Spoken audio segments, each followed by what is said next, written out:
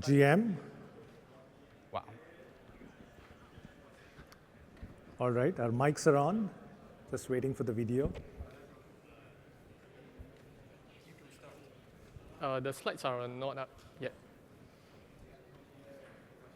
Okay. All right. So welcome back. Hopefully, we've all had enough caffeine, woken up. So thank you for joining us. Thanks to Mooli and the rest of the team, the organizing team, the volunteers for kicking off yet another fantastic DSS, starting with DSS 101. So hopefully we're all here to learn and get better. And who's here not into finding bugs? Okay, maybe a couple, but all of us are into finding and fixing bugs. So this is a topic that you're going to be hearing from the four of us here today. And no guesses for why this is 42 tips, but we are 4 security researchers. So why do we want to do this, right? Obviously, because Vitalik says so. Just kidding, but this is a tweet. I mean, this is sort of representative. We hear a lot about scaling in Ethereum, right? We hear the hundreds and thousands of L2s. But for all of us, the security researchers here, we know that hacks, scams, rug pulls happen on a daily basis. And that's why we are here, to find the bugs, fix the bugs, make the space safer, more reputable, and and generally good for the whole ecosystem. So yeah, as this tweet says, I mean, this I don't know if Vitalik was referring to the dApp layer, the applications, but presumably Ethereum layer 1s and layer 2. So the technical risk in the bugs in code is something really, really high. We only see this when things go wrong. So unfortunately, that is an occupational risk or hazard that comes with information security. So all the security researchers here, you never really get to, well, it's sort of different in this industry because, whenever you participate in contests or other things and you find bugs, you're recognized. But in general, before Web3, people or corporates are generally in the limelight only when things go wrong. So, that's something changing in Web3. So that's what we're here to learn. And these numbers are really the smart contract hacks. And this is from DeFi Llama. These numbers have been going up. So as you can see the trend, I think the tallest bars were really the bridge hacks from hopefully a couple of years ago. And things sort of look better from this, but I don't think this paints a very accurate picture. So I don't think it accounts for all the user risk, the phishing, and so on. So we want this to really sort of taper out, right? So that's why we are all here today. All right, so who are we? I am Rajeev. I've been a security researcher for a long, long time. Had a brief stint with Trail of Bits, that's when I got into Ethereum security, smart contract security around 2016. Participated as an early participant in many of the audit contests. But for a couple of years, I've been doing collaborative reviews as a lead security researcher at Spearbit Cantina. I'm also the founder of Securium, which is really known for its Ethereum security bootcamp and TrustX, the event. So that's me, but I'm here joined by my smarter colleagues, and we'll have them introduce themselves. Hey everyone, I'm Nat. I'm also an independent security researcher. I've been doing security since 2020, where I also was at Trail of Bits. Before that, I was doing blockchain development. In the most recent years, I've been doing a lot of code review as well as invariant development. Joran. Hey, my name is Joran, and I've been in the space for 6-7 years now. Been working on a lot of tools and tooling. Some of them you might know, some of them you might not. Started out kind of with Mithril, symbolic execution, and I won't bother you with all the others. I am also a somewhat active bounty hunter. I really enjoy it. And and I am Hiccup, or Desmond, is my real name. I'm also an independent security researcher, joined the space in 2017. So it's really nice to be able to transit to Web3 security and help secure the space. Cool. And with that, we can start with our first 10 tips. So the agenda is we have 42 tips. We're going to sort of split it up amongst the 4 of us. And at the very end, there is actually a workshop quiz, which should be very interesting. And it does have some rewards as well. So please stick around and yeah, have fun. Thanks. Cool. Awesome. So let's get started with our first tip. It's about challenging your intuition and assumptions. And to kick things off, I'm going to make this a little interactive. So I need you guys to take out your phones and do the Slido. So let's have a little quiz to test some of our intuitions, okay? So do join, or you can just go to slido.com and key in the 7 digits that you see there. And I should start seeing your names pop up in the quiz section. And you can be anonymous and so on. Unfortunately, it's the free plan, so I only can allow up to 100 people to participate. So once I see that number, then I'll proceed on to the next slide. Awesome, awesome. The number's going up. Nice. I see some familiar names. All right, I'll give you guys maybe just another 20 seconds or so to join. And then, so is this, it's just like a simple 3-question kind of thing to see how well you can challenge your intuition and understanding. Okay, I'll give another 5 seconds or so. 4, 3, come on, let's hit that number. Okay, and we're good. Okay, so first question, it's a statement, true or false, right? I recoup my losses, right? The meme coin I bought pumped 50% after it's down 50%. Is this a true or false? You have about 20 seconds to answer.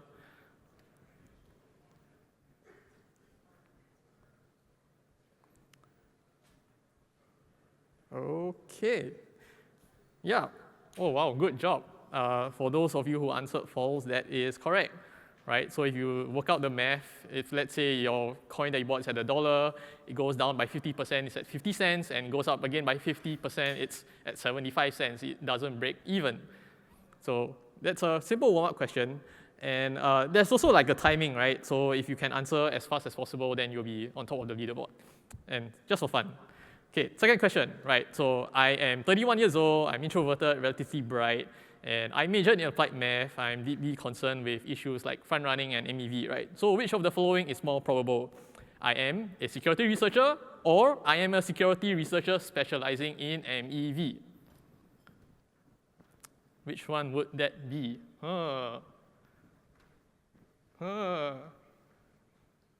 Wow, okay, it's not too bad, not too bad. For those of you who chose the first option, that is correct. And why is that so? Because using basic probability theory, you'll know that the second category is a subset of the first. So just by that fact alone, the first is more probable. Right. Hey, Rajeev is first, and somebody is imitating me in second place. Cool. All right, last question. So a frog is stuck at the bottom of a well that's 5 meters deep. Each day, you know, it jumps up by 2 meters, but it slides down by a meter. So on what day is it able to jump out of the well? I mean, it's like 2, and then, you know, -1, and then, you know, just gotta work it out. And it might feel intuitive that, you know, maybe you might gravitate to an answer more than another, but we'll see.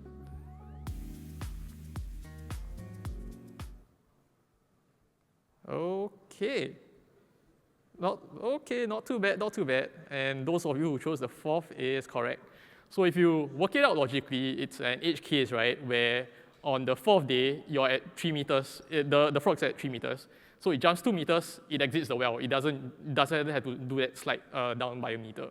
So it might seem that the 5th day is a bit more intuitive, but no, that's actually wrong. And so this kind of like gives you an idea of challenging what seems to be correct. It feels correct, but it may not necessarily be so, right? And congratulations to Desmond too. Awesome, wow, good job.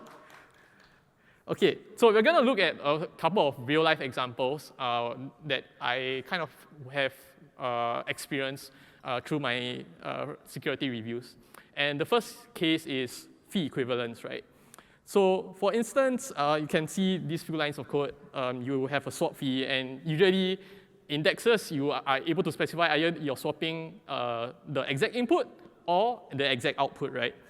So this is how the swap fee is calculated, right? You just take the fee in basis points, multiply by the specified amount, and if it's in exact or input or exact output, then you just subtract or add the swap fee, right? And this might seem to be correct, right? So as an example here, right, if I swap 100 USDC for a DAI at parity 1-to-1, assuming the fee is at 1%, and I specify specify an exact input, right? So what does that mean? It means at 1%, it means I take 1 USDC as a fee, I should receive 99 DAI back, right?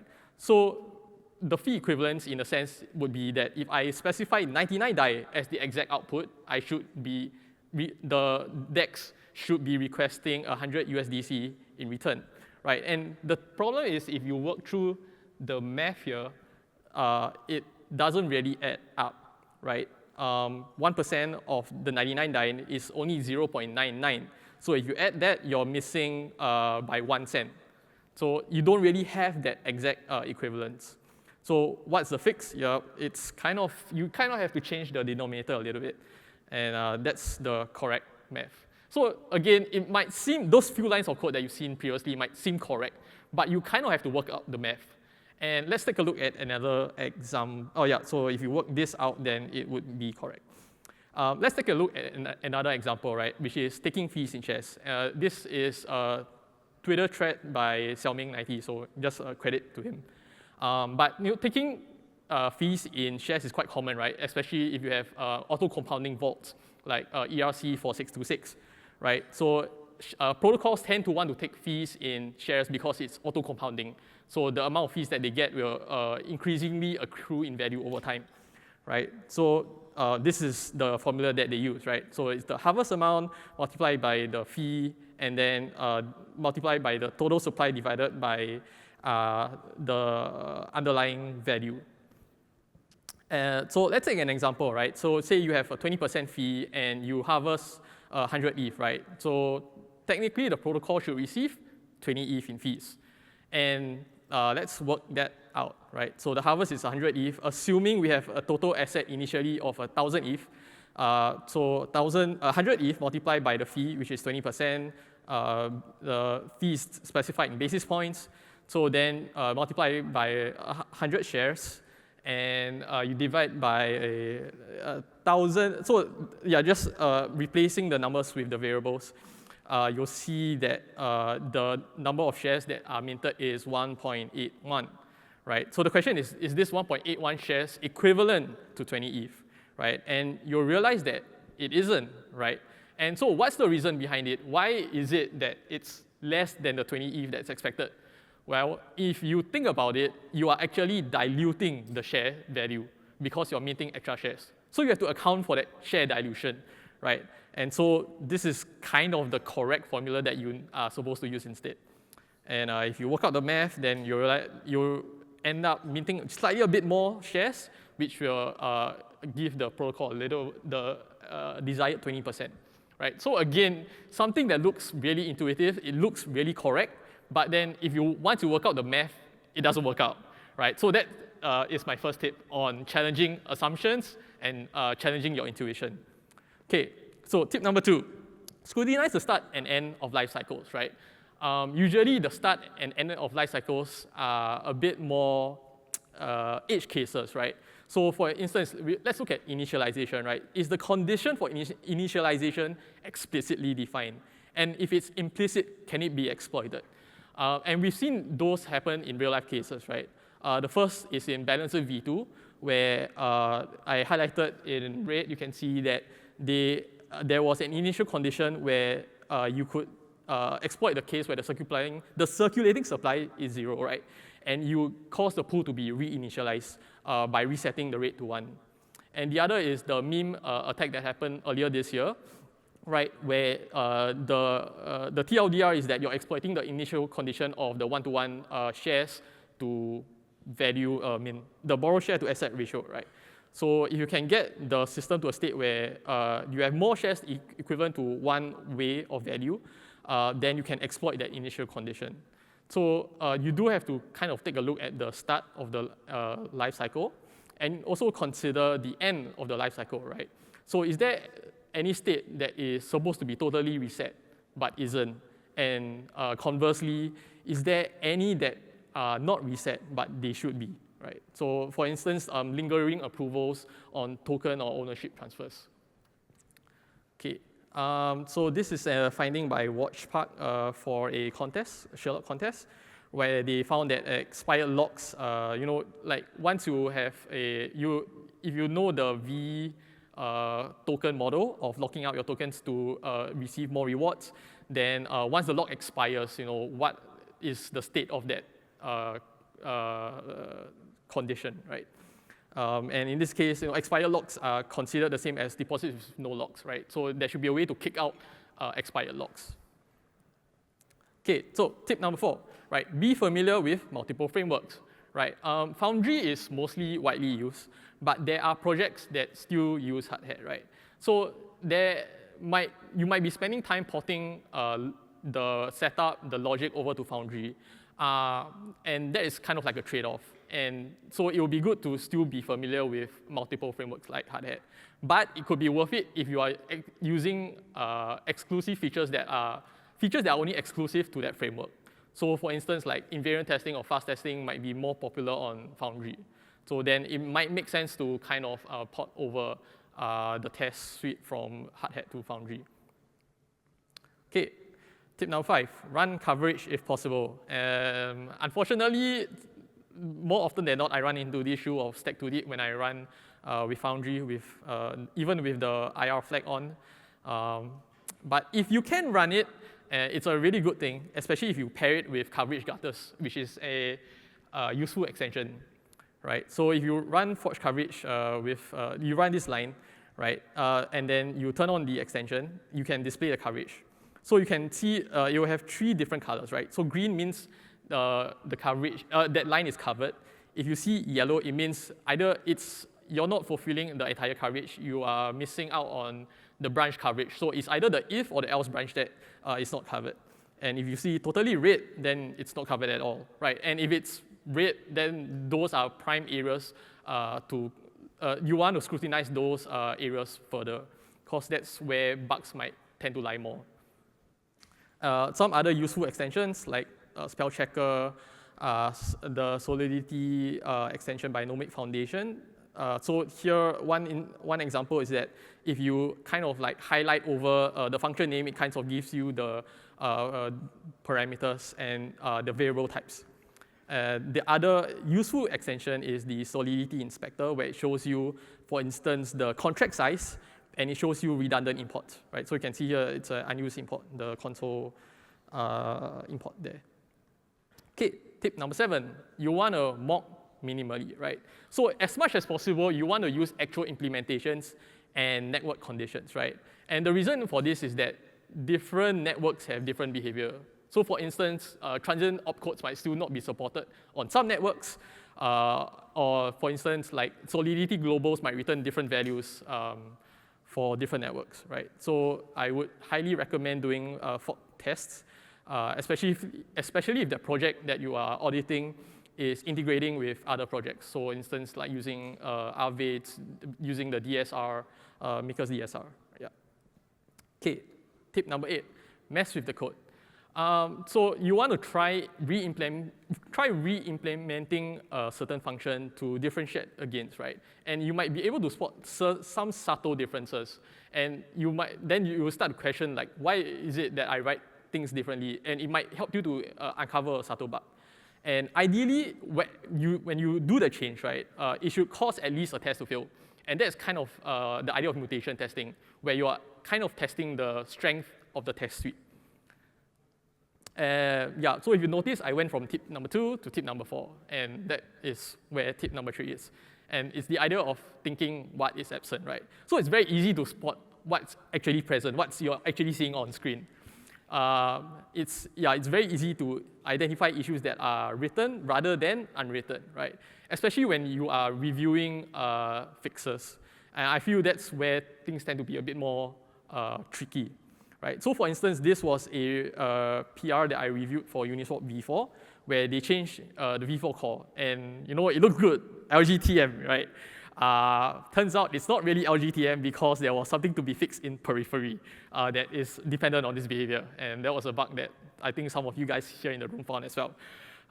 So you live and learn, right? Yeah. Tip number 9, you want to periodically step away from the code base, right? And the thing is that you might suffer from review fatigue, where you're staring at the code like over and over again. Then you start to have tunnel vision, you suffer from cognitive biases. And that's when you might also start to realize that you see patterns that you're familiar with, and then that's when you start assuming things are correct.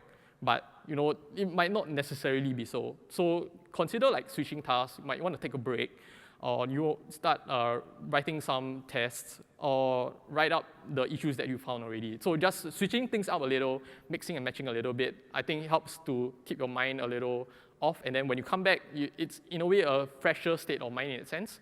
So that would help you to be a little bit more focused, and it might help to open that part of your brain that spot something that you didn't see before. And for my last tip, it's about taking care of yourself, right? So you want to have, for instance, regular exercise. For me, I have a Garmin watch that I bought a few months ago to track my health, to track my sleep as well. So it's really important to take care of yourself physically, mentally, right? Touch grass, take a vacation, right? And I feel like this is like really important because if you want to be like athletes, you want to be at peak performance, it means you need to be at peak condition. So those are my 10 tips, and I'll hand it over to Joran. Thank you. Here you go. Okay, so my background is, as I said before, in automated tooling, automated security analysis, but also in bug bounty hunting. And today I'm gonna kind of focus my tips on that second part, the bounty hunting, and not so much on tooling and using tooling. I think a few tips later on will cover those. And my first tip is has a little bit of overlap with the previous one. Take care of yourself. Pacing. On Twitter, sometimes you kind of get a sense that audit contests, bug bounty hunting, they're all about the grind set and grinders. And I honestly believe that is like the worst possible approach to doing any kind of really good, deep security research. And I think like a couple of examples really outside of security research will show you that this kind of makes sense. So there's if you look at doctors, they also tend to have a culture around grinding, like taking multiple shifts, working really long hours, and not sleeping, that kind of stuff. And the data shows that more people die because of this. Like there's more risks that are introduced by like this type of grinding behavior. And I feel like, or I think the same is true for auditing or security research. This is like a very tough mental task that your brain is not able to do for like long stretches of time. Like you need to give your brain time to recover and digest. And to give an example, like I used to have a course in university. It was a while ago, and we had these challenges in this course where we got a day to solve some networking challenge.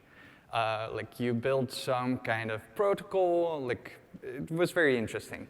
But for me, what those days look like is me just going like tunnel vision for 4 hours until lunch, and then I'd take a walk to get my lunch, and during that walk, I solved the whole issue. Like I would be stuck for 4 hours basically, then 15 minutes walking, I solved it.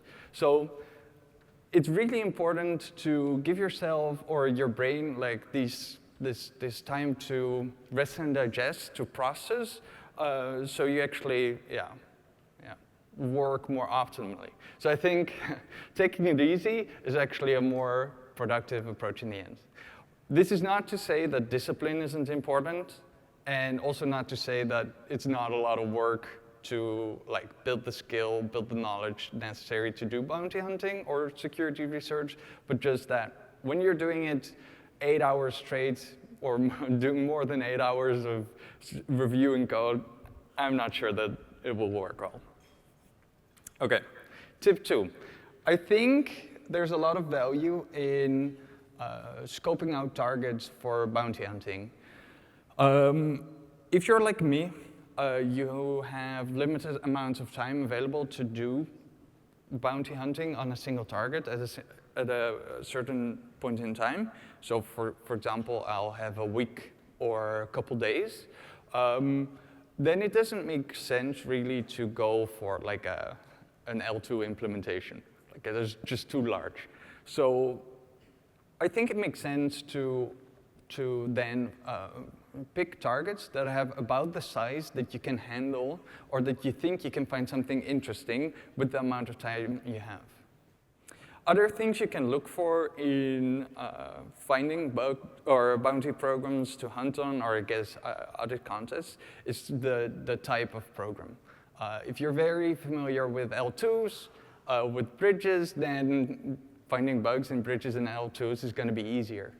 If you're not familiar with those, then it's going to take a lot more time, and you're going to be more efficient working on things that you're familiar with.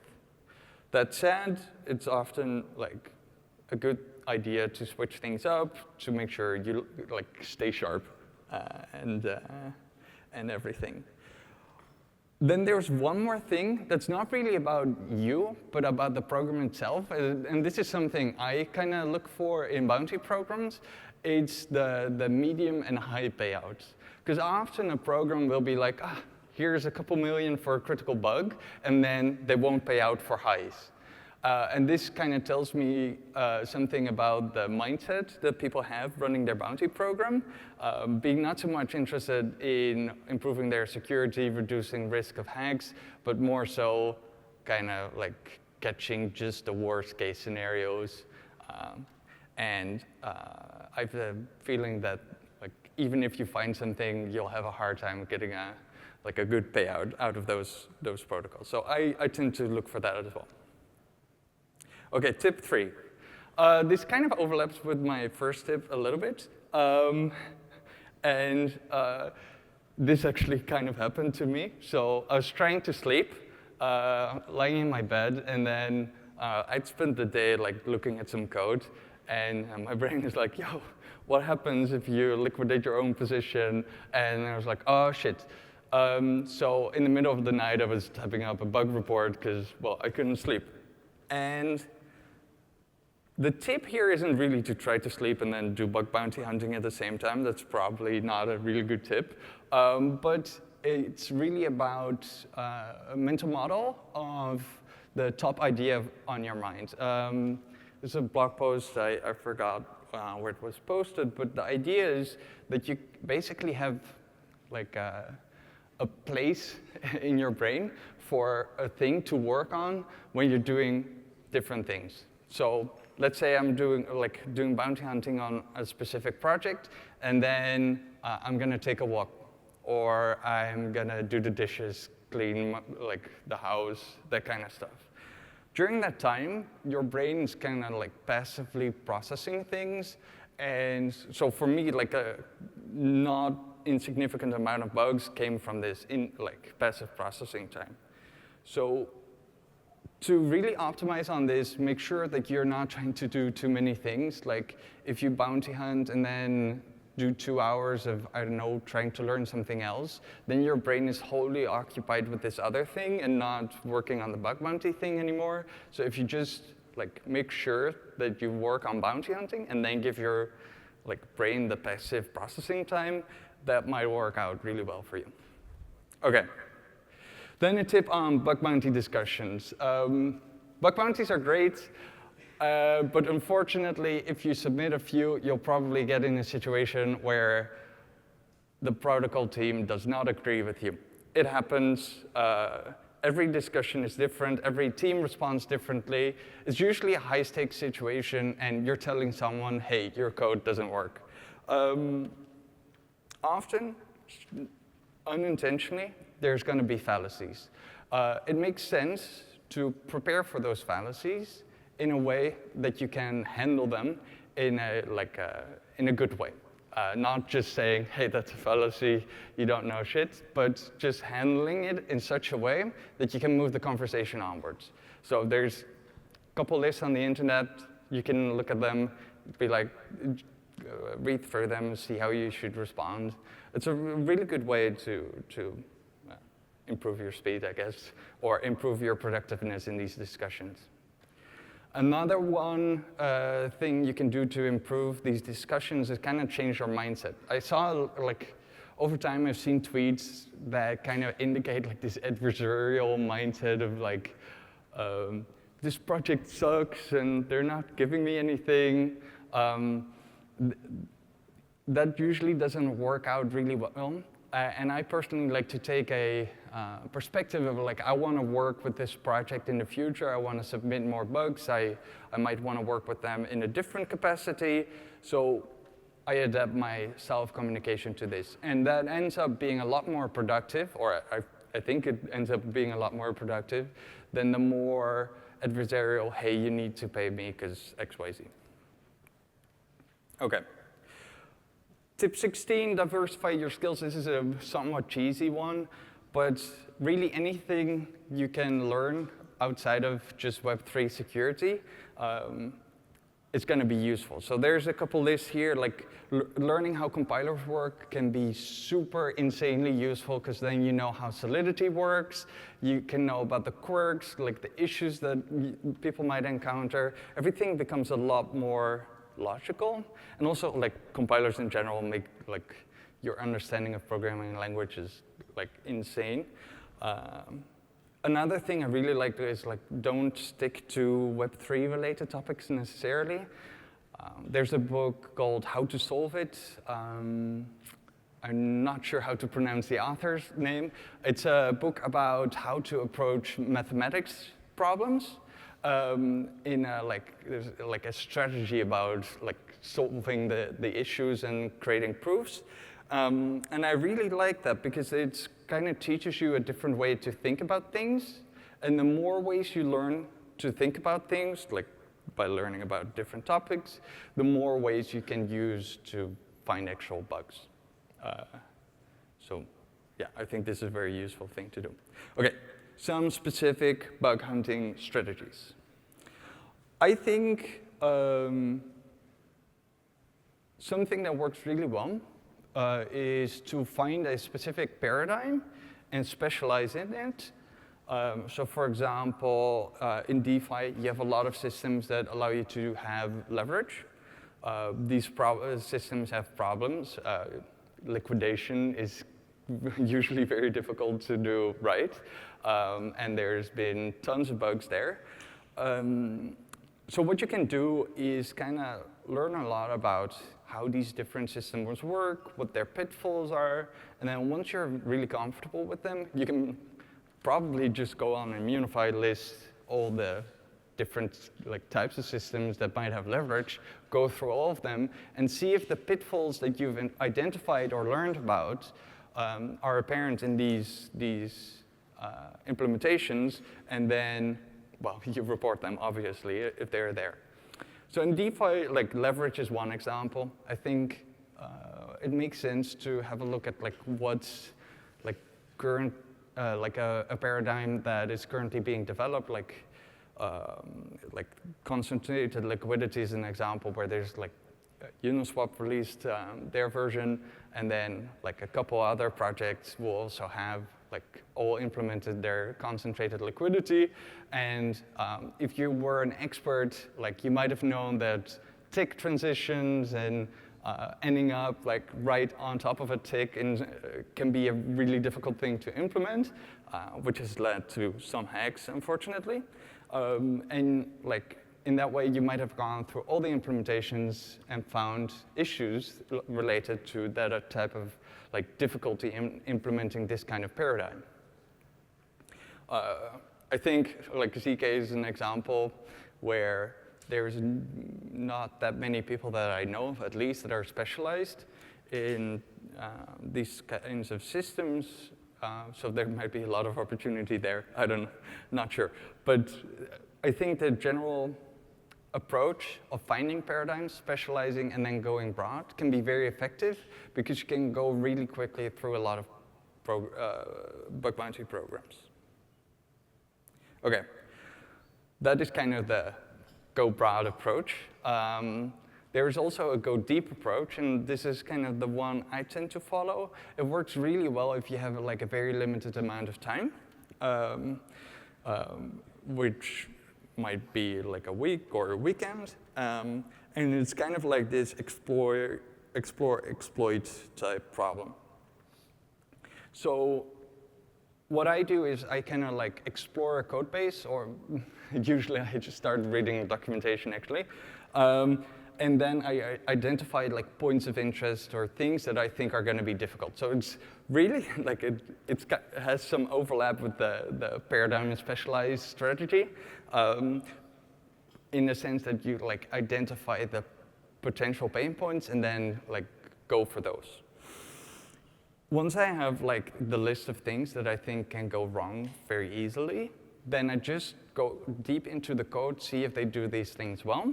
And well, sometimes they do, sometimes they don't. And when they don't, like you can write up your bug report.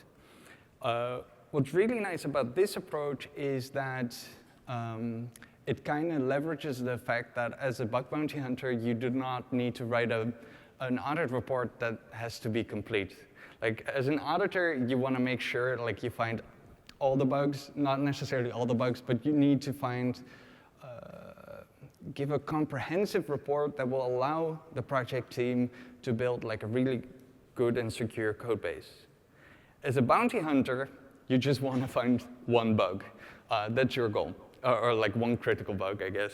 And because we don't have the limitation of having to find comprehensive bugs, we can focus on just those parts of the code base where we think there will be bugs. And over time, you'll get a kind of spidey sense of what these parts of the code base are going to be like, and you're going to be like browsing through a code base and be like, this looks fishy. Let's have a look at this. I think this works really well. So I already mentioned reading documentation is kind of the first part of this go deep approach. I think reading documentation is sort of an underrated, not that much talked about approach. There is a lot of bugs, design bugs that happen that you can find by just reading the documentation. Some ideas just fundamentally don't work or fundamentally have some flaws that people need to worry about. So you can find these mistakes or critical points by just reading the documentation and then seeing if they actually implemented the necessary safeguards. So this is actually a relatively fast way of approaching a project. Yeah. And then finally, there's the toolbox mental model. And I really like this one. So a lot of critical bugs aren't critical bugs necessarily. So if you have a report on Immunify, for example, a bounty report, what's very important is the impact of your report. And to get a critical impact, to drain all the funds, it's very often the case that it's not a single bug that leads you there. It's often like a series of bugs that will allow you to get around various safeguards and measures to actually end up in a situation where you can take out all the funds. So we commonly call this a kill chain. And what I tend to do when I review a code base is I mentally, or actually write them down sometimes, keep track of these tricks and gadgets that I found in a code base. And the name gadgets is kind of stolen from binary exploitation. But the idea is that if you find I would almost say it's a low severity vulnerability. If you find a way to make the system do something odd or weird, like maybe you're able to get a system to go like right up to a certain margin requirement that is not expected, but also not a vulnerability. That might be a useful thing to set up a kill chain. So when you're reading through a code base and you find ways to do like weird stuff that's not necessarily a vulnerability, just write them down or keep track of them so that when you find an actual bug, you can have a look at all these gadgets, tricks that you found, and see if you can chain them together to end up in a situation where you can actually exploit the vulnerability and get some decent impacts. All right. Those were my tips. That's, yeah. There you go.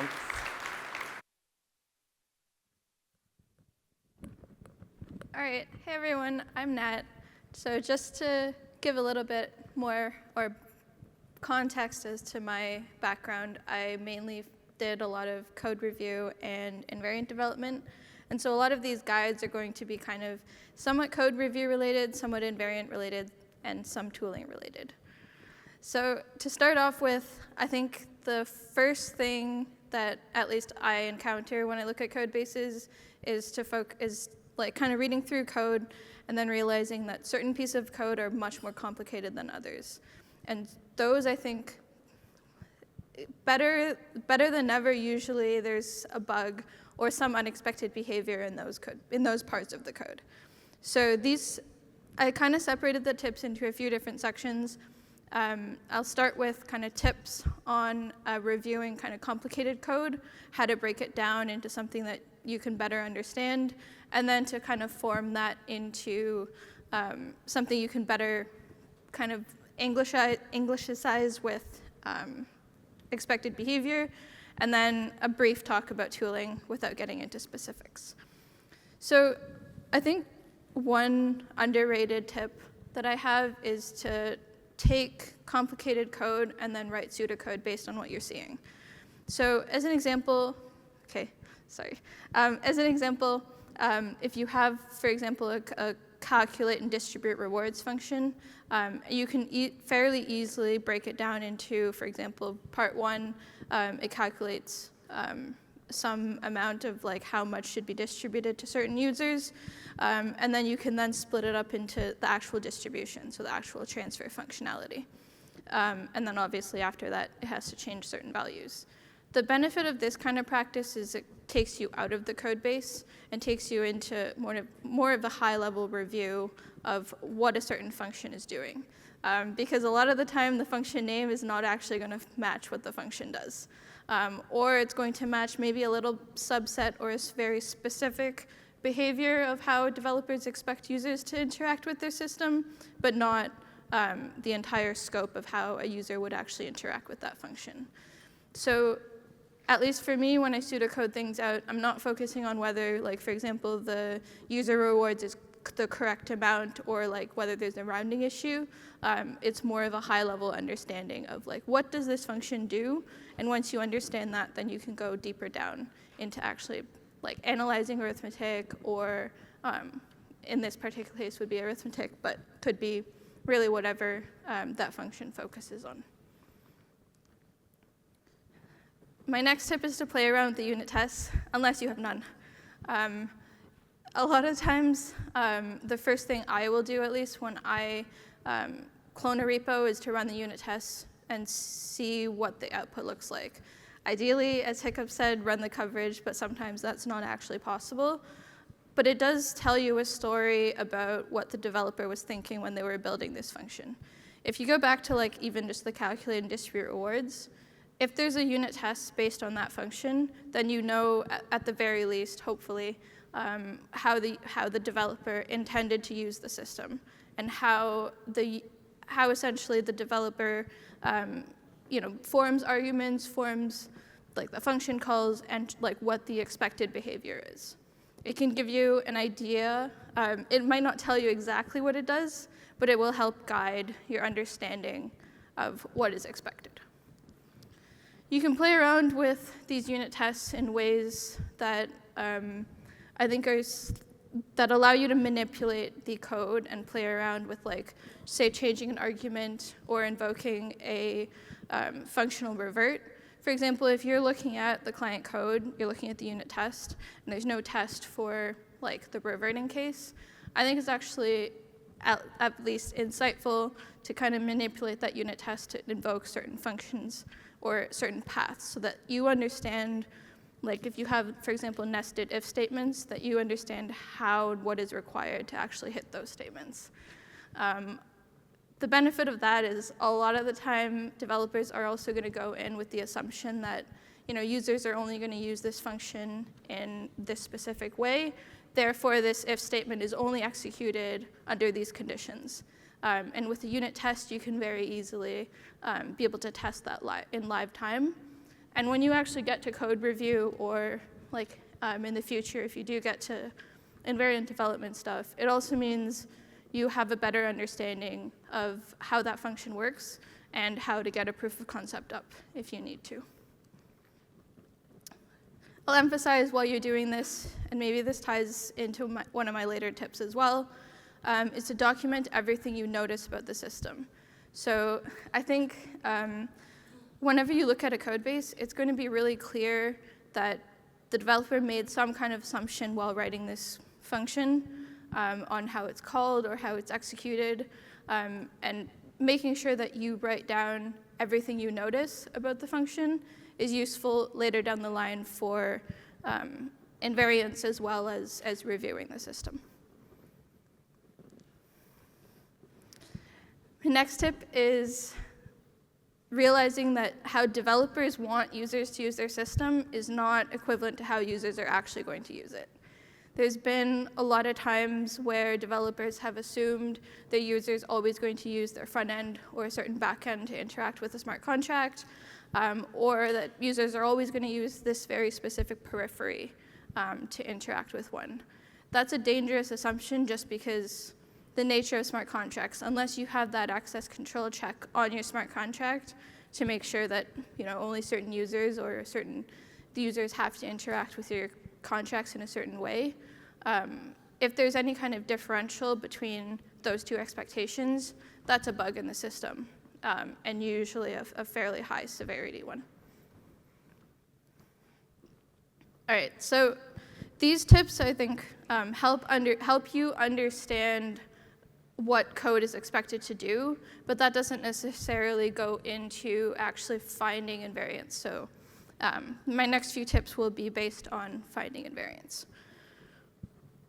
To take a step back, an invariant is basically something that you expect in your system to hold true. So that can be something that's based on like a function. If you call a function, you expect something, some behavior to happen afterwards, or it can be based on the entire system as a whole.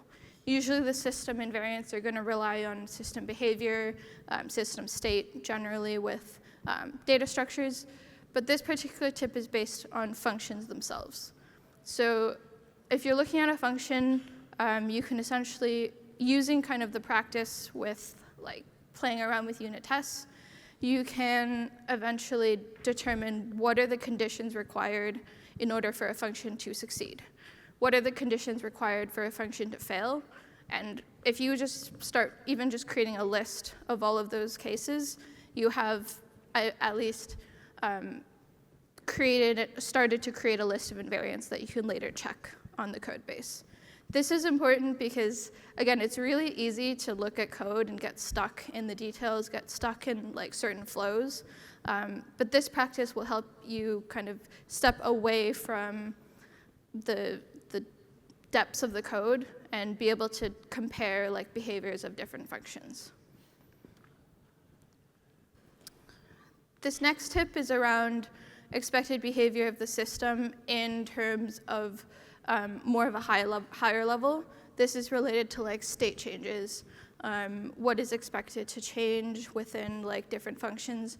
So for example, I think the most colloquial example is the deposit withdraw should be kind of opposite functions. Whatever the deposit does and whatever the state variables a deposit function changes, the withdrawal should essentially reverse those. You're looking for any kind of behavior that you can kind of be able to link in terms of patterns. If one does one thing, the other one should be doing something else. These invariants also, or this practice at least, also helps you get out of kind of very specific like nitty-gritty in the code.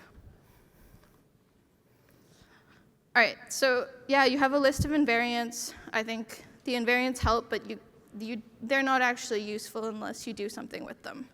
Now, the first thing I hear is, but I don't actually know how to use a certain tool. I don't know how to use Foundry. I don't know how to use Medusa or whatever the tool is. And I'll preface this with you don't need to for this talk, because I'm trying to keep it as high level as possible so that you can use these invariants during your code review, during your whatever practice you're doing, and be able to use these invariants in a way that will help and guide the process of your code review. So generally, when I go through the practice of actually finding the invariants, what will happen is I just have a list of, say, like 50, 55 invariants that I'm not 100% sure on any of them, but very likely every time I look at the code base and every time I look at the code, I understand a little bit more and therefore can refine the invariants to be even more specific or to highlight assumptions that maybe weren't visible before. I'll emphasize document everything you're not sure about, because in the future, depending on how long your code review is, of course, but in the future, if you're kind of at a loss and you've looked at the code base for a long time, you're not entirely sure what to do anymore, these invariants can help as guidelines for future things to explore, just because it's something that you've maybe identified as unexpected behavior, and then therefore you can continue to trace down those paths at the end.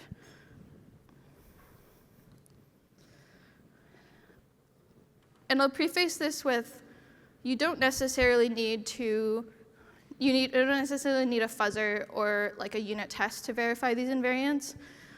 I think it's more important that you review the code base with these invariants in mind, because then you can, for example, if you're looking at relationships or assumptions between functions, you have a better idea of what to look for, what does unexpected behavior look like, and where the potential bugs are. So with that, essentially never trust users. Users' input, always have the smart contract verify them. That's where a lot of the invariants are based in and are related. This is kind of echoing some of the previous tips on tooling. And I will emphasize that, yeah, tooling is really hard to use sometimes. I think it takes a lot of time to understand what would you use your tool for what. But I think the more time you spend using the tools, the more you understand, the quicker it is every time you use these tools to spin up like a test.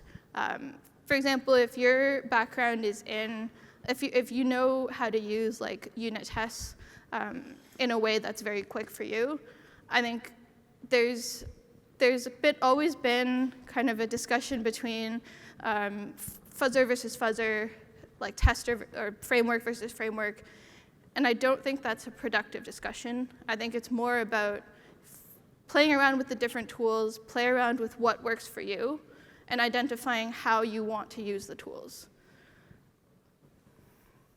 So related to tooling, each tool, I think, was created with a slightly different purpose. Some tool might have been created to get invariant testing up fairly easily. Some tools maybe were created in order to test and find very complex issues.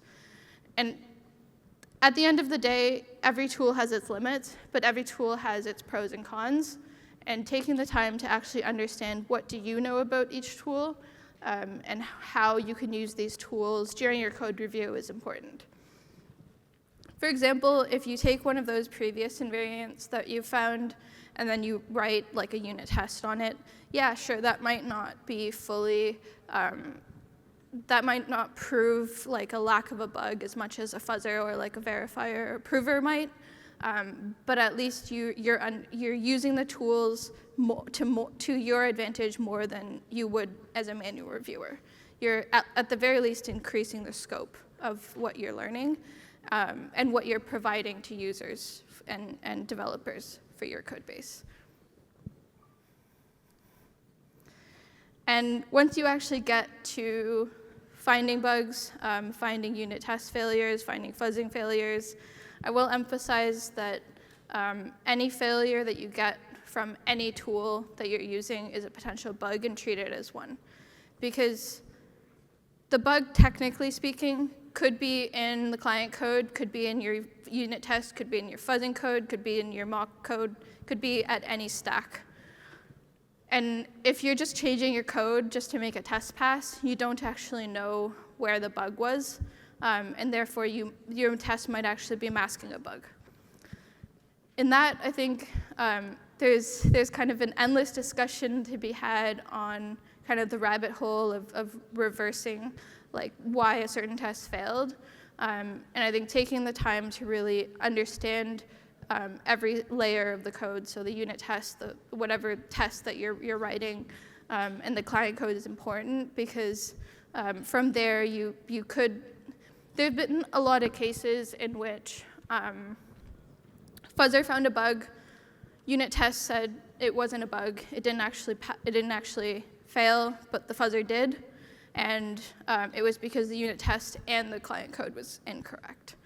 And so realize that there could be also multiple bugs in all of the different tech stacks, and realize that your fuzzing test or unit test could also be buggy. I think that's probably the biggest lesson I've learned while writing these invariants is realizing that, or another potential case is you wrote the invariant, you wrote it like week 1, and then week 3 you're coming back to edit one of your invariants and you're realizing that that's completely incorrect. That's, I think, a very common issue with any kind of testing, but especially for code bases that change so quickly. I think the more time and the more stringent we are with testing and testing practices, I think the more that these tools can help us find these bugs and essentially make us more well-rounded security researchers. So that's all the tips from me. I'll pass it off to Rajeev.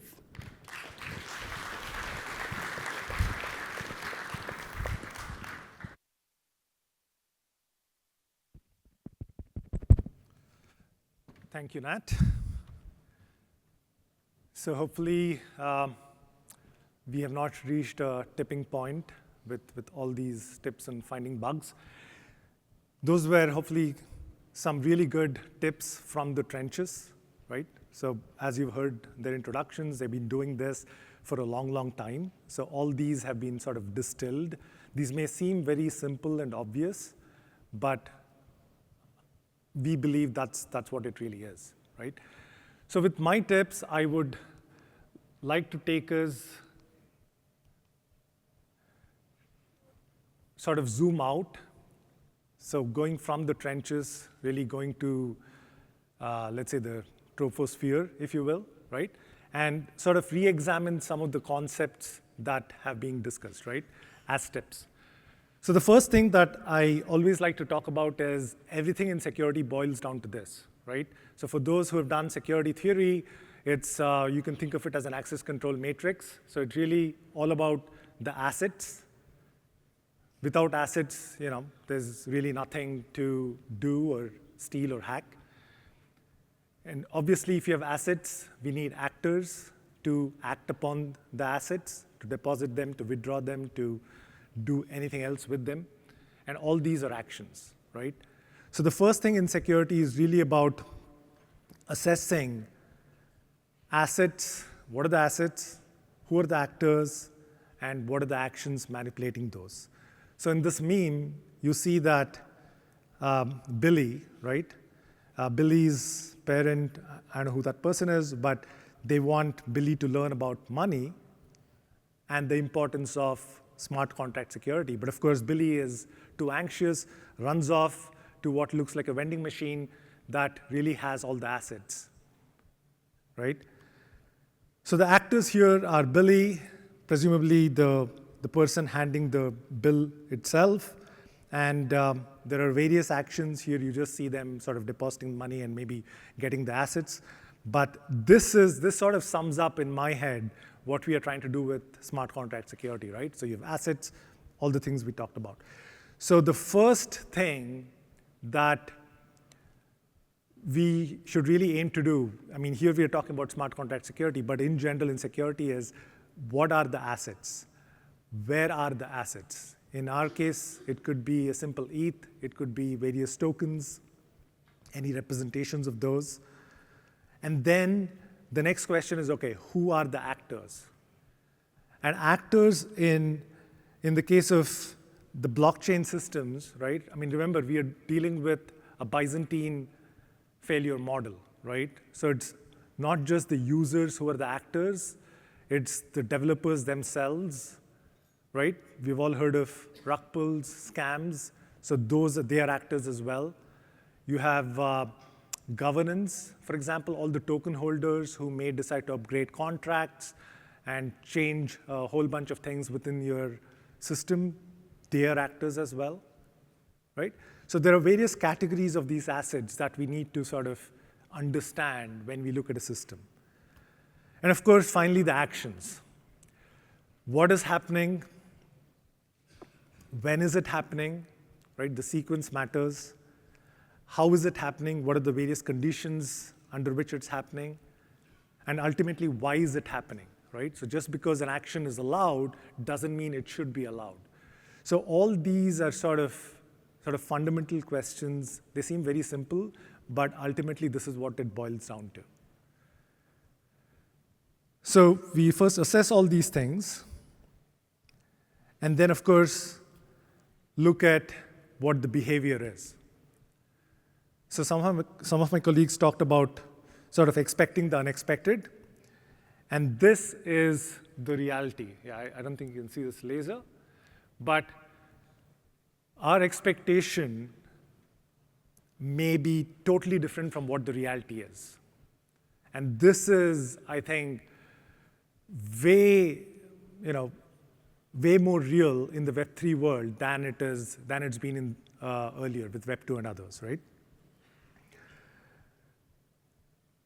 So if you sort of dial back and look back at the history of information security, there's really two categories. There's something known as historically as misuse detection, and there's something known as anomaly detection. So misuse detection, for all the antivirus, 20, 30 years of research, you know what the signatures are of all the bad things, which is good, but then you can never really keep up because attackers keep innovating. And anomaly detection is where you really build a model of what is allowed by your system, and then you detect what the anomalies are, right? And anomaly is anything that falls outside this model of what we think should happen. So categorizing this sort of the normally and the anomaly is important at a high level when you look at a system, specifically a smart contract system or protocol.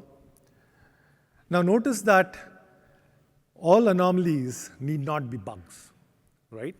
It may just be our failure of capturing what a normal model is, and this capturing may be in the spec, in the invariance, in the documentation, in just our understanding of what the system is. But it's really a small subset of these anomalies that end up as bugs. And we call this bugs because it's sort of convenient. I mean, it's security purists really find it annoying because but the bugs are really meant to be annoying. They're never really meant to sort of cause real harm. So even these bugs, which are a subset of anomalies, may not really be vulnerabilities, right? And this, like Joran mentioned in bug bounties, some of these may be denial of service and temporarily, so it may not even be a permanent thing. It may be a loss of funds, but those may really be fees under 5 different conditions.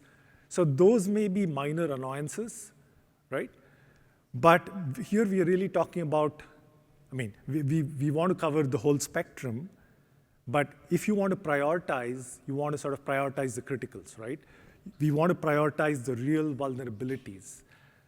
And vulnerabilities are what really result in loss, lock of funds, and so on. We'll talk a bit more. So expecting the unexpected. So as you see here, the users, and Nat mentioned as well, in this scenario, the users are really coming in. We don't know who the attackers are really. I mean, this is an open, permissionless system. So anyone from the outside, we really don't have a periphery, right? It could be somebody in the governance. We have seen governance attacks. It could be even the developers. We have seen rug pulls. And it could be coming outside the system as well. It could be any of the dependencies, the tool chain that may be corrupted.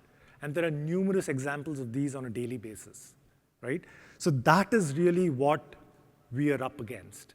And finding bugs, finding vulnerabilities in each and every one of this is really what we're up against. So it's really a tricky, very hard problem. So the first thing, like Nat and others mentioned as well, is assumptions. Assumptions are the mother, the root of all bugs, right? Period. So the assumptions could be from the developers. It could be, I mean, it really starts all the way in the life cycle, right? It could really come in from the design of the protocol. There could be some fundamental things that cannot be inherently solved on a blockchain, so it could stem from there. It could be in the specification. It could be in the implementation. It could be in the testing.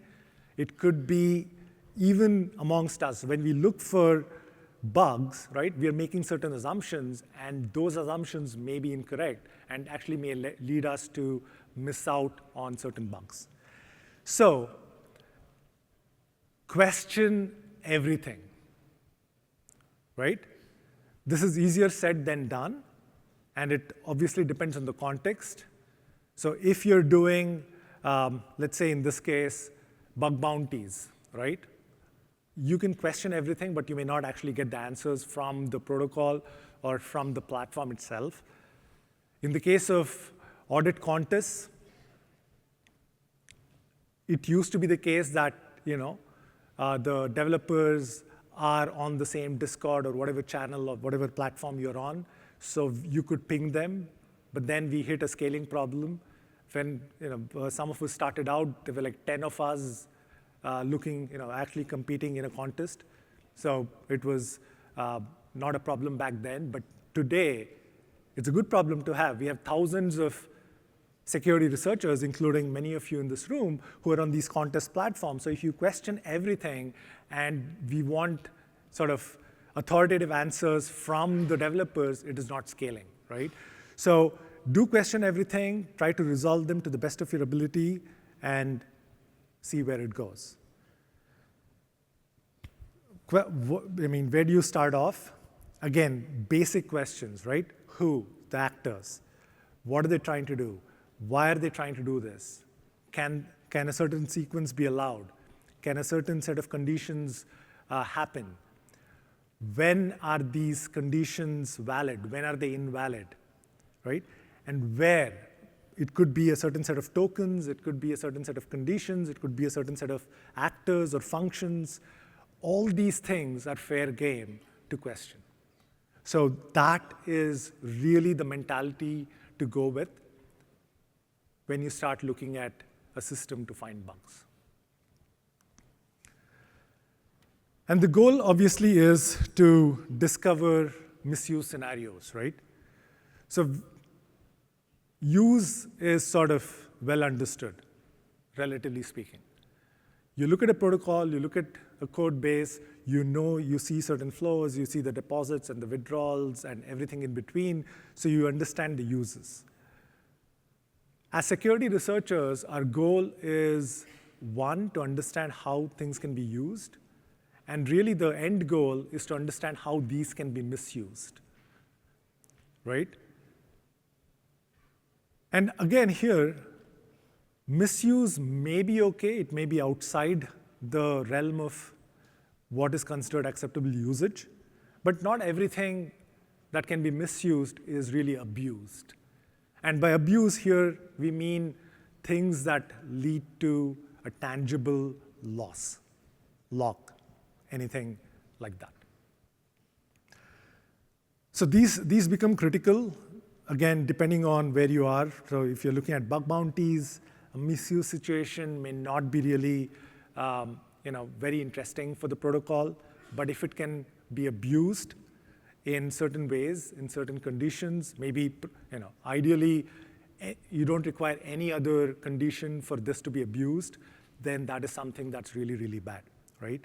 So really what we are trying to do here is we are trying to map out the attack surface, right? That's really what it is. I mean, all these bugs that we are trying to find are really entry points into the system for the attackers to abuse. So that's really what we're trying to do.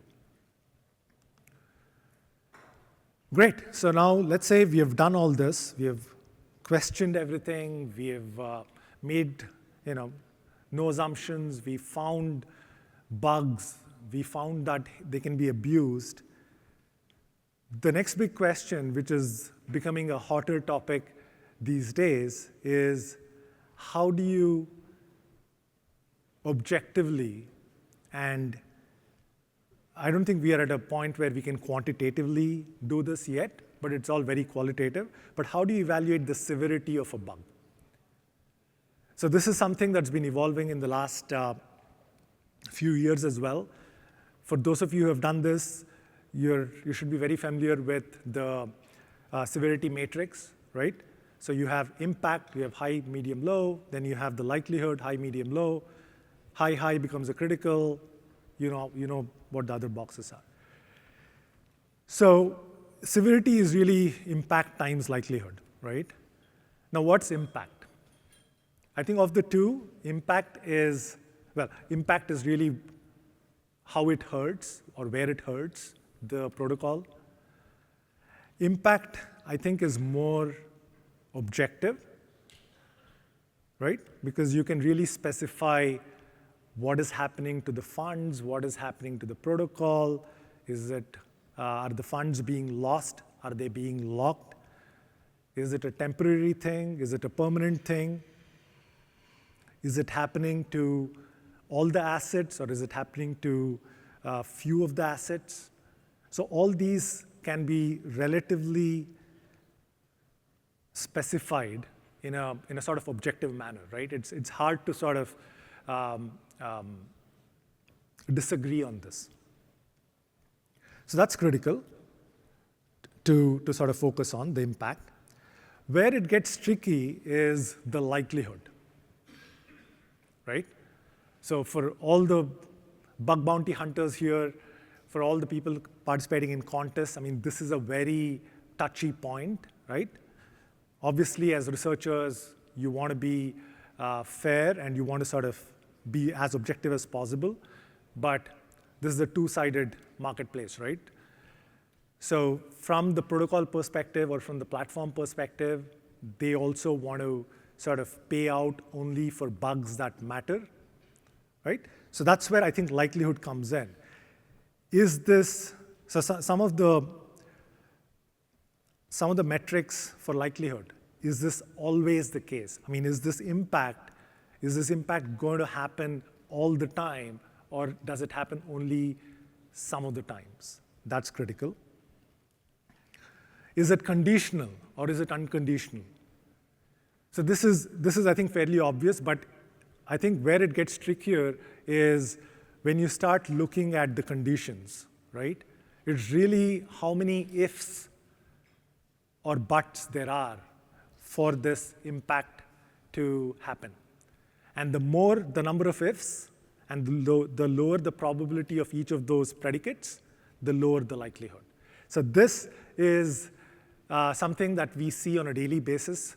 This is not as much, typically not as much of an issue when you do collaborative reviews, because there the project has really already paid. There is no sort of conditional pots or bounties at stake. The payment, the whole pot has been paid to the platform or to the researchers, and the project typically is more forthcoming, or I should say, does not matter as much to them if it is a medium or a low.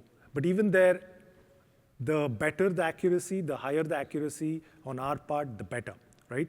Because think about it, the project goes out, let's say they want to make this, it matters more for collaborative reviews and protocols where they want to make the report public, right? A protocol, would you have more confidence in a protocol that has 10 criticals or that has 0 criticals? 20 highs or 5 highs? Gets trickier. 5 highs or 50 mediums, right? So it's all, today there's a mental math that happens in our heads. I mean, this is just the security researchers thinking, right? We believe, well, we think that a majority of the users don't even, look at these audit reports or really understand what to make of it, right? But we may get there soon.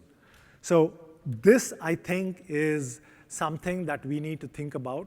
And as a collective, as a community, we need to do a better job of sort of making this more objective over time. All right. So maybe there are some Star Wars fans here, but consistencies, right? Or the lack of. I think that is where a lot of the security issues lie. Inconsistent checks. I mean, this is something that all of us who have been doing this for a while, you look at a piece of code, you see that, okay, you may not know the documentation or what it's supposed to do, but just by looking at inconsistencies, you realize that either there's something wrong, right? I mean, this is the differential stuff that Nat was mentioning as well. You see that there's something wrong, or that the path where the check was missing was maybe an exceptional path where you don't really need that check, right? And this inconsistency is really the root of many or most of the security issues. If you map the whole protocol as a finite state automaton, a state transition diagram, right? You have states and then you have transitions, inconsistent transitions, right? On certain conditions, there is a transition that happens from state A to state B. You would expect that it happens for very similar actions in any possible flow, but then in some particular flow, that transition is not happening. And that may be, very simply, it could be withdrawal, it could be fees, it could be anything, right? There's something that's missing. So those inconsistent transitions leads to inconsistent state, which effectively is an issue, right? Depending on what that state is. If it is really the balance, then we are really in a bad position. So again, like I said, I mean, these are very high-level ones. I mean, this is where we should sort of be zooming out and thinking in terms of the protocol, right? Inconsistencies. It could not be, maybe they're not very apparent on day 0 when you look at it, but as you start looking at it over and over again, that's where you see those patterns emerging. Okay, so this is a a popular meme in the Web2 space, right? This, the image that you see, and that's typically in the context of open source and dependencies, where there is, I don't think this works, but you see the bug over there. So that's, in the case of Web2, the dependency thing, that's not really a bug, but that is like a small, tiny piece of dependency that nobody even knows about, right? Where we are operating on the top. And if that thing breaks, the whole, thing falls apart, right? So that's the meme. So I just sort of adopted that from the Web2 space. But I think in Web3, this becomes even more critical because Web3 is not something sort of different from Web2. It's sitting on top of Web2. And I think there are multiple things Tincho talked about. There is a workshop happening, I think, that's going to talk about this. There is a panel on this day after that I'll be moderating, so do attend. But if this is what Web 2 is, right? Web 3, we have a much, much challenging task today, right? I think the maturity of the ecosystem is much better today than it was, let's say, 8 years ago. And here I'm talking purely of smart contracts, right? Web 3, not layer 1, not layer 2, is just your dApps, all the protocols that we build and review. There are bugs in every part of the system. There are bugs in the protocol. There are bugs in the dependencies. There are bugs in the governance processes, right? And we've been slowly sort of making our way and fixing as many as we can. The point here is, as reviewers, to find bugs, every line matters, right? Every single line. It couldn't, the amount of dollars that are at stake per line couldn't be higher anywhere else, right? So if, for those of you who are coming from a Web 2 background, sure, sensitive data loss, breaches, and so on, right? RCEs, all that. But in Web 3, the loss is tangible, it's immediate, and usually it is irrecoverable, right? There's no going back in most cases. So every line matters. So when we review to find bugs, this is something we need to keep in mind. And as reviewers, when we look at stuff, right, it may not be obvious in the first pass. We may not sort of figure out, okay, what is this line doing, or maybe what is even this function doing. It's okay to sort of proceed with gaps in the understanding. But like my colleague said, make a note, come back, because every line is supposed to mean something. And if it does not, it better not be there, because it's a source of bugs. If it is not a feature, it's a bug, right? Read between the lines as well. Like Hiccup mentioned, what is there? I mean, this is I think, probably the biggest blind spot that researchers sort of fall into, because we are good at analyzing what is there. But what is between the lines is not there, so we don't think about it, right? So that is where we need to shift left, think about not just the code that we see, but about what is this function supposed to do? What is this protocol supposed to do? What is this flow supposed to do? And what is supposed to be between these two lines that is missing from a security perspective? That, I think, is critical. Our tasks as security researchers is not easy. Read every line, read between the lines, and hell, read beyond the lines as well, right? What does that mean? That's, again, going back as an example, looking at the dependencies. Things may look okay, right? But there is a dependency on an oracle, right? Or a certain API that may be buggy, that may be faulty, that may not be within the scope of this particular review, right? Because we are sort of looking at only one part. And I think Hiccup gave an example from Uniswap v4, but it's very common, right? Read beyond the lines. And that's true for us, that's true for the protocols, that's true for everyone. Oops. For any of the Matrix fans here, just like the Matrix, bugs are everywhere, all around us, even in this room. Just to sum up, look at what's there, look at what's missing. Think as an attacker, and this is something that is tricky for us to do, right? Especially maybe for people who come in with a developer mindset, because there it's all about how is this going to be used as opposed to how will this be abused. So that attacker mindset is critical. And it goes without saying, but act like a white hat, right? And this is something that SEAL 911, there's a white hat harbor and multiple things. So look at that. I think there are going to be talks tomorrow. Do attend. So things are getting better for white hats to actually act like a white hat, right, if they're one. So in terms of reporting the bugs, in terms of claiming the bounty, in terms of not being sort of scared of potential lawsuits, and they're on.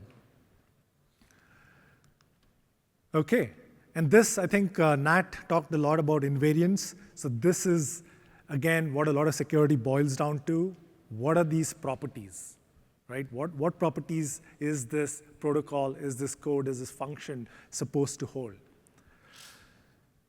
The good thing is read the comments, right? Read the code first, obviously. Read the comments, if there are any. Read the docs, read the documentation. While things have gotten better in the last 8 years, I would say, there's still so much more that can be done in terms, for the protocols, if there are any developers here, so much more that can go into the documentation, right? That will make the protocol safer, the lives of the reviewers safer, make this ecosystem much, much safer, right? Docs can get better, specifications even better, right? We have several formal verification projects, Certora, multiple other ones coming up, that allow the developers and maybe even the researchers to specify what the invariants are. Of course, you can have bugs in the specifications itself, but at least it is a great place to start, right? So those can be the places where invariants can already be specified. So that's where we can read as researchers. But depending on the context, right, ask. I think one thing that is missing, that is not as good as it can be in this space, is the communications between the researchers and the developers.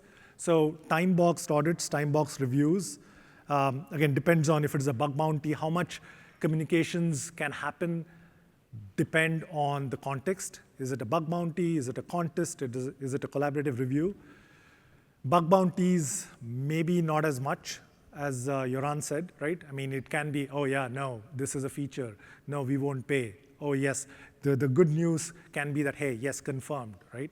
Or looking at it more. I don't know what the labels are. So that's bug bounties. Contests, developers of the protocols are typically available, and even the platform where the contest is hosted can have people answering questions about some of these properties. This is where collaborative reviews stand out, right? Because there you're really collaborating not just with some of your other researchers, but you're collaborating with the protocol itself. The developers themselves are on the same shared channel, Discord, Telegram, whatever, where you can ask them, hey, is this a property? Is this missing? Is that missing, right? Instead of not communicating and going away into the weeds, writing an entire POC for 2 days, coming back, submitting with evidence only to say that, oh, sorry, that's actually a feature, right? So that's wasted effort, and we can't afford to waste a single second in this space, right? So ask others, ask the protocol, ask other SRs, ask yourself, but do ask. The final one is what is actually become a separate field, a subject within the software engineering community for the last 10, 20 years, actually.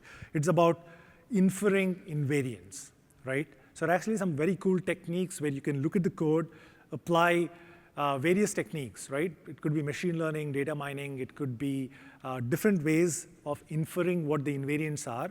And as a very simple example, if there is, going back to Web 2, so if there are mallocs and frees, right, where you assign memory and where you delete memory, if there are 10 paths where malloc is being done, where you allocate memory, and if there is one path, if there are nine of those paths have a free, but there is one path where that free is missing, that is a memory leak, unless that happens to be an exceptional path, triggering an exception, right? So this is sort of an easy invariant to know because this happens at an OS level or at a library level in your system programs. But up-level it, right? If you have APIs where you have similar things, foo followed by foo bar on many paths, on all the paths except a few, that is a miss, potentially a miss. Right? If there are a few paths where you only have foo, but you don't have foo bar, a call to foo bar after that. So that's a very simplistic example from a call graph perspective, but that is really what inference is about. And this could apply to state, apply to data as well, not just function calls.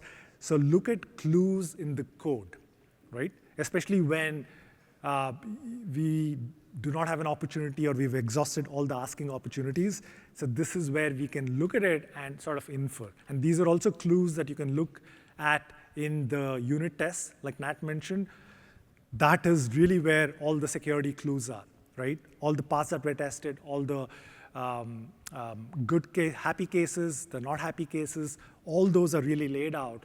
Look at them, don't get biased by them, right? Okay. Last, the 40th tip is there is no bug-free code, right? Bugs will exist as long as code exists. Just read the code and find the bugs, right? Oversimplifying it, but that's ultimately what it boils down to. There can be 42 tips, there can be 420 tips, there can be hundreds of tools and techniques, but ultimately it's really about finding what works for you in terms of reading the code. As an example, you see a lot of this in this space, right? Where people who are just joining the space want the next greatest roadmap, the shortest path to success, to their $1 million bounty or whatever it is. But ultimately, it's a lot of preparation, right? I can speak for myself and maybe the four of us here. We've been doing this a very long time. And I'm not the smartest guy, so many of you are much smarter, so you can do this faster. But preparation is key. Practice is key. But the biggest one is patience, right? Have patience with the code, have patience with yourself, see what works best for you. That's it. So I do have the sort of the privilege of quickly summarizing all the tips, the 40 tips. So 41 and 42 are really sound bites, if you will, right, of all the 40 tips. The first thing is read the code. Think of assets, actors, actions. Think of use and abuse. Challenge every assumption made in the program. Test. When it comes to testing, properties and invariants are key. Depth and breadth, Joran talked about it. you can go deep, you can go broad, figure out what really works best, and there is no magic bullet here, right? You have to do both, again, depending on the context. Specialization and generalization, see again what works best for you. Audits, contests, and bug bounties have different, sort of require different skill sets, if you will. Ultimately, they all require, the basic security thing. But when it comes to sort of maximizing the outcome, right, it really requires a different mindset. And especially these days with contests and audits, things are also getting interesting.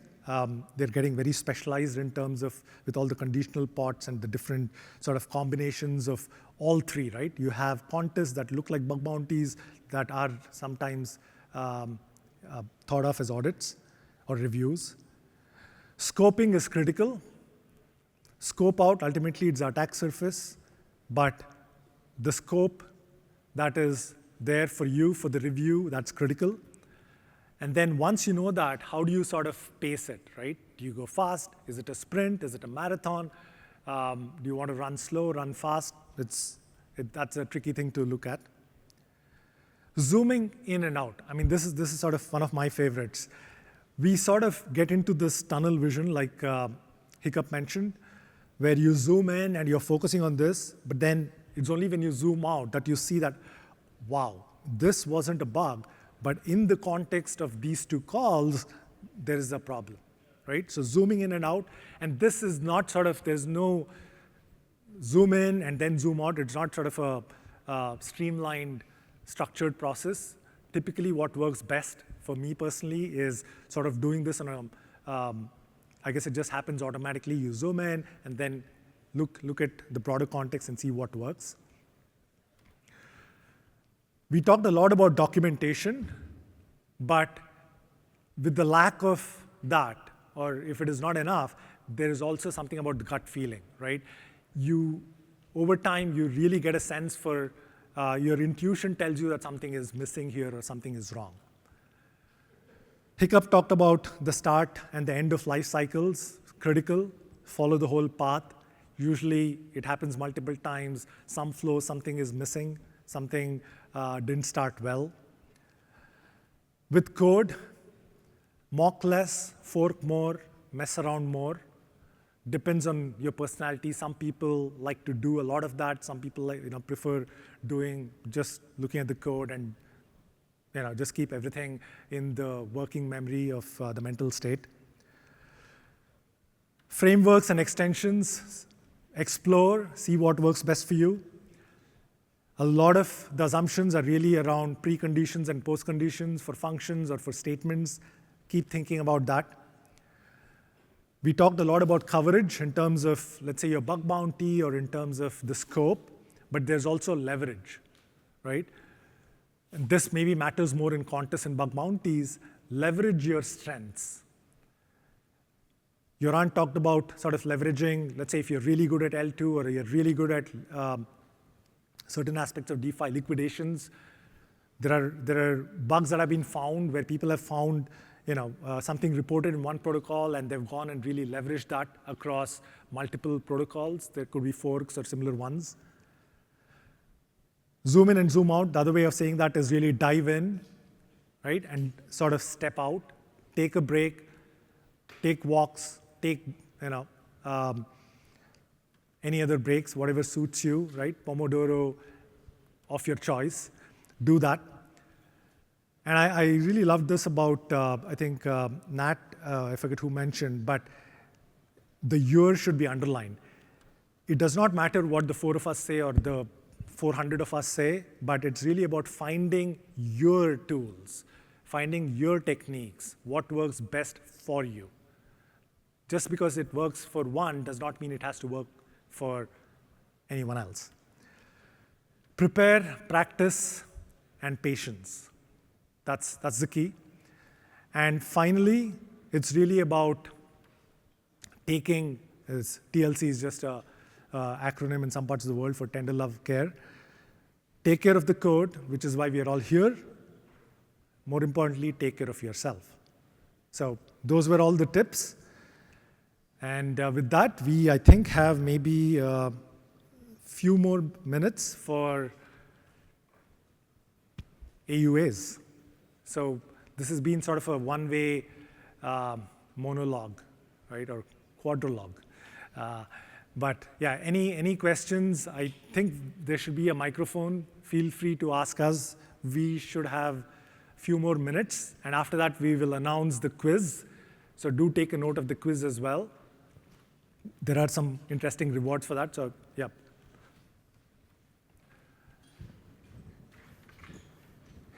No questions. There's one there, a couple there as well. Testing. Hi, my name is John. Quick question is that I'm new to security and wish to pick it up. So is there any resource that can get people started? Okay, just to repeat, so you're new and you're looking for resources. I think the Yes. fact that you have come to DSS 101 is a fantastic resource. Yep. There is, as of today, I don't think there's any dearth of resources online. So, right, so look it up. I will maybe shill Securium as one starting point. So do look it up. It's sort of evolved, but there is, I would say, Cyphrin, I think, is a fantastic. Cyphrin audits. Cyphrin audits. Patrick Collins has a good YouTube course. Yeah. He covers the basics and he goes into the EVM as well. And I think other languages like Cairo. So really good, like 12-hour courses and longer. Rare Skills is another one. By the way, Rare Skills is having a Rare Skills Day on Sunday. So if you're available, I think it's going to be a fun time. Thank you. Yeah, so Cyphrin, Rare Skills, and there are numerous roadmaps and blog posts and articles online. Hey, it's Sam here. Oh, that's loud. Hey, it's Sam here. Sorry to wake everybody up. But I was curious, as folks who have been in the space for a while now, how do you decide between going really deep into a specific vertical versus exploring some of the more kind of adventurous sides of development right now? I know fully homomorphic encryption, kind of base chains, Starknet. So each of you, like, how do you do the trade-off between chasing something new and becoming an expert there versus just kind of going deeper and deeper into something you already know? Personally, I just play around with everything and see what's the most fun and see what I think just in terms of like the knowledge that I already have lines up the most. I think there's definitely something to be said about no shortage of different topics, different things that you can learn. So my tactic is just kind of learn a little bit about everything and see what sticks. Yeah, I think there's a difference between like professionally and just exploring. So in terms of exploring, personally, I just go for whatever is interesting. It doesn't even need to be Web3 related. But for like more the professional side, like you're kind of bound by who's running contests, bounties, or trying to get audits. So I guess like your more common DeFi Web3 kind of things are gonna be the things you're gonna look at most. For me, it's primarily been Ethereum smart contract security,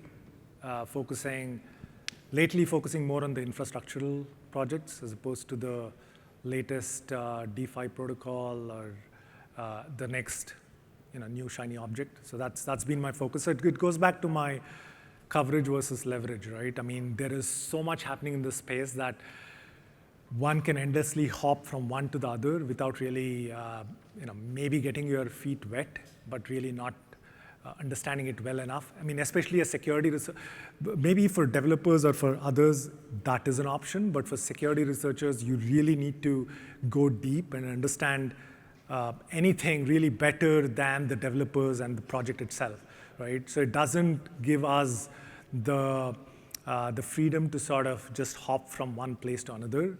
You really have to go deep. So that's sort of a limiting factor, but that's sort of what I enjoy. Yeah. For me, I would say I am a heavy DeFi user.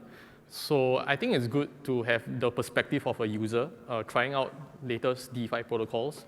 And you never know when that knowledge comes into play. So to give you an example, back in DeFi summer, when not even meme coins, all the food tokens were launching, and then there's this like Master Chef, and there's a sushi swap, there's kimchi swap, and then you just start like depositing money because I'm in here for the tech and the money. Yeah. So the Master Chef contract, like you start reading the code, and then you start realizing how it works. And then you realize protocols start forking it, and they're using it in various ways, right? So then that knowledge somehow comes into play because you start auditing or you start reviewing these contracts a few years down the road. So I think it's like exploring and also understanding from a user's perspective how you are using the system, right? And that gives you, in a sense, an advantage when you're auditing them. Yeah. Hi there. This one's specifically for Nat, but happy for others to chime in. When you're writing notes, and more around how you structure your notes, so you go through with pseudocode and, say, writing things per function, would you tend to have a specific section just for invariants or assumptions, or do you mix them amongst everything? Because it can be pretty easy to lose some of those important things amongst the mass of documentation. Yeah, personally, I create just a separate document just for the list of invariants because, I mean, it helps to have it in code because the next time you go around through it, you might realize something different about it. But for like talking to developers and kind of syncing with developers in terms of like correctness of invariants, I definitely put that in like a Google Doc and share it with them. I think otherwise it would be a lot harder to share invariants with developers and kind of to get feedback on whether they're correct or not. Cool.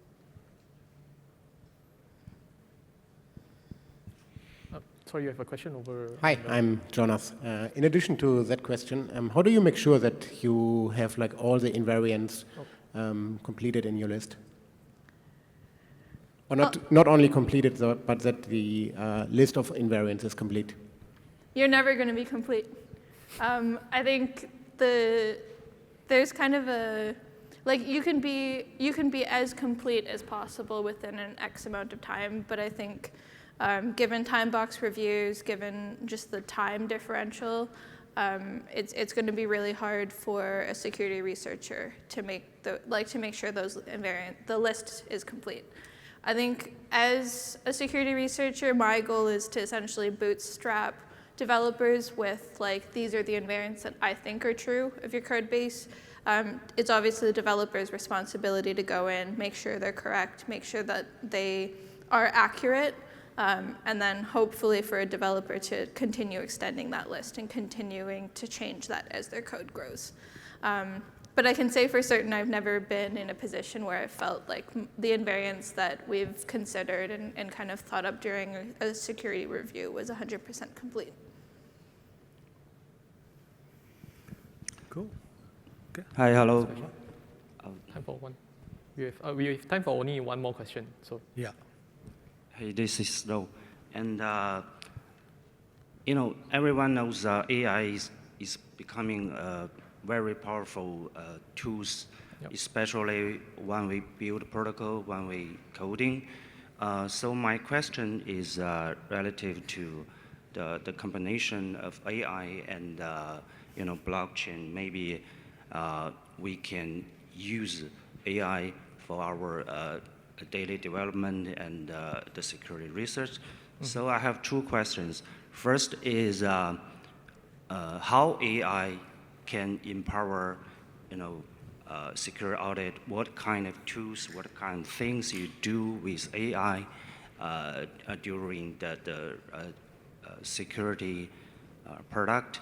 And my second question is, what's your recommendation for those DeFi builders and protocols to use AI to empower their securities and daily works? Thanks. I can take it. Yeah, so AI, I think we've seen a good use case is for churning out report issues. So I think EVOM, for example, he uses an AI tool to help write out his report. But of course, then after that, he does a manual review and makes adjustments as needed.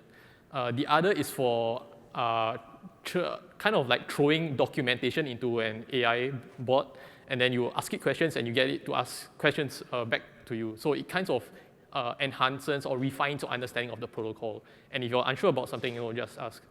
Personally, I use ChatGPT, and when I'm unsure of something, I'll just like ask it as and when I'm unclear of something, or it's like help me write out this issue, and then I'll make some modifications. Yeah, I mean, just to add to that, I think there are multiple projects in the space trying to leverage AI tooling, right? In the entire life cycle. It could be for program understanding. So in terms of, feed it the code and ask questions about it.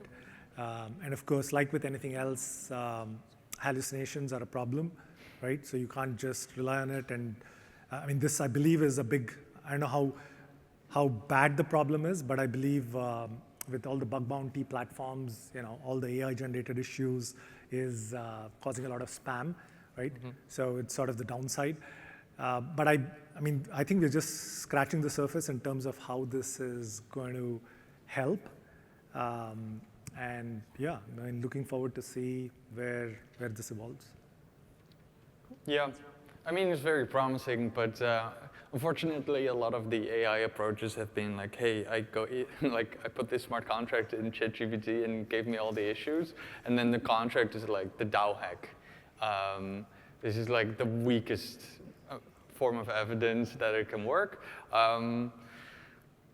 So yeah, it's really cool, could be really cool. Right now, I think the main viable approach is to use it for code understanding, not necessarily for or LLMs in specific, not necessarily for actually discovering the vulnerabilities on its own.